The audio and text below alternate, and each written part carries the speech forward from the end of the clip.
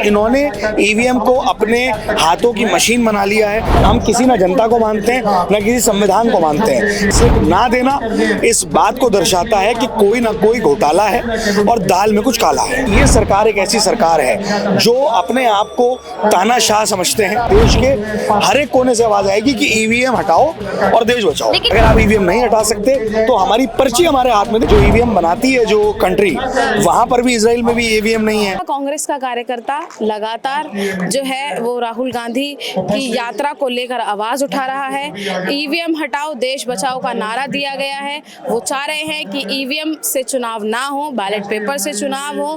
तमाम बड़े लीडर आज यहाँ पर मौजूद हैं। आज इंडियन यूथ कांग्रेस के अंदर और भी बहुत से लोग जो है वो यहाँ पर लगातार आ रहे हैं। एक बार फिर से मैं तस्वीरें आपको दिखाना चाहूंगी। ये मंच जो है वो सामने मंच लगा हुआ है और इसी मंच से जो है वो अपना संबोधन दिया जा रहा है। इसी के साथ ही हमारे साथ जो है वो अली मेहंदी भी इस वक्त हमारे साथ हैं। इनसे बात करते हैं। ईवीएम हटाओ देश बचाओ का नारा दिया जा रहा है, क्या कहेंगे, हटेगी ईवीएम?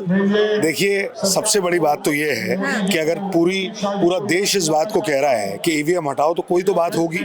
आप पूरी दुनिया का अगर मुआयना करेंगी तो वहाँ देखेंगे कि ईवीएम कहीं नहीं है। जो ईवीएम बनाती है जो कंट्री, वहां पर भी इजराइल में भी ईवीएम नहीं है। तो अगर ये मांग देश की जनता कर रही है तो मैं ये समझता हूँ कि इलेक्शन कमीशन को इसको ध्यान से लेना चाहिए। कोई तो बात होगी। और अगर मैं कह रहा, अगर यहाँ जो लोग कह रहे हैं अगर ईवीएम भी आप नहीं हटा सकते, जो पर्ची आती है हमारे हाथ में वो तो हमें दी जा सकती है, वो तो हमारा नैतिक अधिकार है।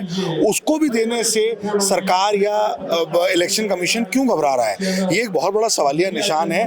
और देखिए, जिस लोकतंत्र के अंदर अगर जनता को आपके इलेक्ट्रल तरीके पर अगर भरोसा नहीं है तो कहीं ना कहीं पूरी दुनिया के अंदर हमारे देश की जो इमेज है वो भी खराब हो रही है। तो मैं ये कहीं ना कहीं ये बात बोलता हूँ, रिक्वेस्ट करता हूँ सरकार से भी और इलेक्शन कमीशन से भी कि प्लीज आप इस पे संज्ञान ले। इतने सारे लोग आज यहाँ पर सड़कों पे अलग लोग हैं, हमारे हजारों लोगों को पुलिस ने रोक दिया है जो यहाँ नहीं आने दे रहे हैं, कईयों को गिरफ्तार भी कर लिया है। और ये आंदोलन अब और बहुत बड़ा होने जा रहा है और आप देखेंगे चुनाव आते आते ये इतना बड़ा आंदोलन हो जाएगा कि देश के हर एक कोने से आवाज आएगी कि ईवीएम हटाओ और देश बचाओ। लेकिन इलेक्शन कमीशन तो कह रहा है कि ईवीएम मशीन में कोई धांधली नहीं हो रही है, हमने चेक किया है, कि वो तो डिनाई कर रहा है। क्या मैं कह रहा हूँ कि अगर उनको लगता है कि कोई धांधली नहीं हो रही है तो एक बार जनता की बात को मान लें। जो हमने पर्ची की बात करी है, जो पर्ची निकलती है जो अंदर ही चली जाती है वो तो हमें दी जा सकती है। मैं कह रहा हूँ, आप बोल रहे हो घोटाला नहीं हो रहा, चलो हम आपके साथ आपकी बात को मान लेते हैं। और हमें अपने संविधान पे, देश के हर चीज पे भरोसा है, लेकिन देश की जो जनता है, जो लोकतंत्र का स्तंभ है, उसको तो मानेंगे आप। और उसको मानने के लिए अगर हम हाथ में अपने स्लिप मांग रहे हैं तो उस स्लिप को देने में क्या परेशानी है। ये स्लिप ना देना इस बात को दर्शाता है कि कोई ना कोई घोटाला है और दाल में कुछ काला है। तो क्या लग रहा है 24 का चुनाव किस ओर जा रहा है? देखिए, हम इस बात को पुरजोर तरीके से मांग कर रहे हैं। पूरे देश के अंदर ये मांग उठ रही है। ऐतिहासिक दिल्ली के इस आज इलाके से पूरे देश में ये मांग जा रही है और ये और भड़केगी। जो नॉर्मल, यहाँ कोई सिर्फ कांग्रेस पार्टी के कार्यकर्ता नहीं है, ये अलग अलग इलाके से लोग आए, हरियाणा और दिल्ली के लोग आए हुए हैं जो चाहते हैं संविधान को बचाना, जो चाहते हैं अपने देश को बचाना, जो चाहते हैं कि देश की जो नीतियां हैं वो ठीक हो। तो ये वो लोग यहाँ पर आए हैं, गरीब, गुरबा, किसान, आदिवासी, युवा, महिलाएं, सब यहाँ पर हैं और सब चाहते हैं कि संविधान तभी बचेगा और हमारा लोकतंत्र तभी बचेगा जब ये ईवीएम सही होगी।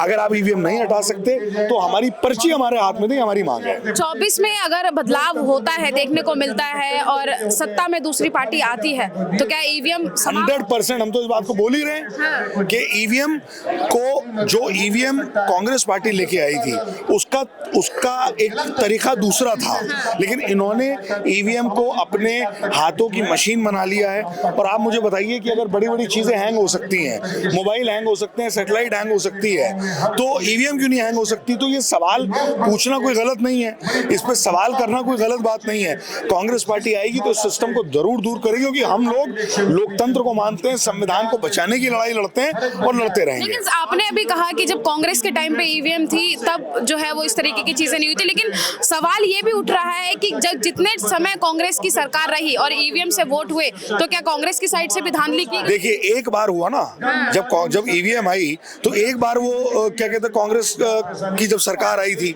और हम देखिए कोई भी नई चीज अगर आती है, कांग्रेस पार्टी ने हमेशा जनता के से पूछ के हर चीज को किया है। अगर जनता की जरूरी नहीं है सरकार कोई चीज लेके आती है और अगर वो जनता को पसंद नहीं आती तो उसको चेंज करना होता है। कांग्रेस पार्टी ने कई ऐसी चीजें करी जो उन्होंने करी, जनता को पसंद नहीं आई, फिर उन्होंने उसमें संशोधन लेके आए। लेकिन ये सरकार एक ऐसी सरकार है जो अपने आप को तानाशाह समझते हैं और वो कहते हैं कि जो हमने फैसला ले लिया वो फाइनल है। हम किसी ना जनता को मानते हैं ना किसी संविधान को मानते हैं। इनकी सोच इस तरीके की है, तो ये सोच हिंदुस्तान के अंदर नहीं चलने वाली। हम वो लोग हैं जो अंग्रेजों से लड़े हैं, हम वो लोग हैं जिन्होंने लड़ लड़ के इस देश को आजादी हमारे बुजुर्गों ने दिलाई है सबके। तो हम लोग डरेंगे नहीं और हम लोग घबराएंगे नहीं। हमारी मांग है कि अगर जनता किसी चीज को बोल रही है कि वो ठीक नहीं है तो उसको बदलना सरकार का दायित्व है। बहुत धन्यवाद। तो हमारे साथ बात कर रहे थे अली मेहंदी, जिनको आपने सुन लिया है कि ईवीएम को लेकर उनके क्या विचार हैं और किस तरीके से अगर कांग्रेस की सरकार बनती है देश में तो ईवीएम पूरी तरीके से हटेगा, जनता के हित की बात की जाएगी, जनता के लिए जो है वो बात की जाएगी। कैमरा पर्सन गजनवी पाशा के साथ मनीषा लखवाल, जनहित टाइम्स, दिल्ली।